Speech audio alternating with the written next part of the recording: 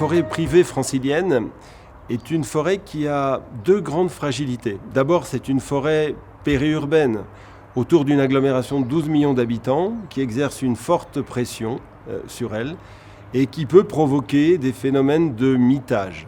Le mitage, c'est quoi ? C'est l'arrivée de caravanes qui n'est pas autorisée, c'est le dépôt de déchets qui n'est pas non plus autorisé, c'est à la fois des constructions illégales ou des coupes à blanc, c'est-à-dire des coupes qui n'ont pas été autorisées par l'administration. Pour lutter contre ce phénomène de mitage, depuis une vingtaine d'années, la SAFER a développé des conventions de veille et d'intervention foncière avec les collectivités franciliennes et avec le soutien financier de l'État et de la région, sans lesquels ce dispositif n'aurait pas pu être mis en place. Donc concrètement, qu'est-ce qu'on fait ? Quand on reçoit les déclarations de vente des notaires, on les transmet aux communes avec lesquelles on a passé ce type de convention.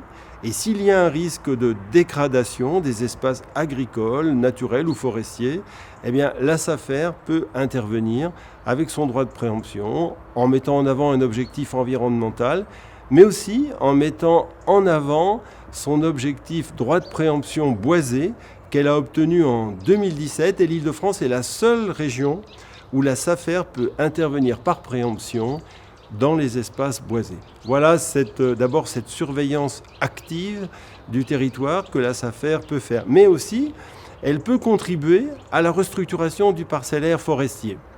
Et là, pour vous aider, vous allez sur le site de la SAFER et vous pouvez demander à être informé directement des ventes de biens auxquelles elle procède en sélectionnant 5 communes autour de chez vous. Et vous pouvez aussi lui demander des surveillances particulières sur des parcelles, jusqu'à 50 parcelles. Enfin, la SAFER peut aussi faire des opérations de ce qu'on appelle d'acquisition systématique, identifier un secteur, un boisement, là où il y a vraiment un intérêt à conduire une restructuration parcellaire, et avec les outils dont elle dispose, notamment le cadastre, elle peut contacter tous les propriétaires et leur demander s'ils sont vendeurs ou s'ils sont échangistes, par exemple, pour arriver à faire des massifs. Et dernier point, je crois qu'il ne faut pas oublier qu'aujourd'hui, depuis 2016, la compensation environnementale est obligatoire. La SAFER est un opérateur de compensation environnementale grâce à sa société Archipel qu'elle a fondée avec le cabinet Biotope.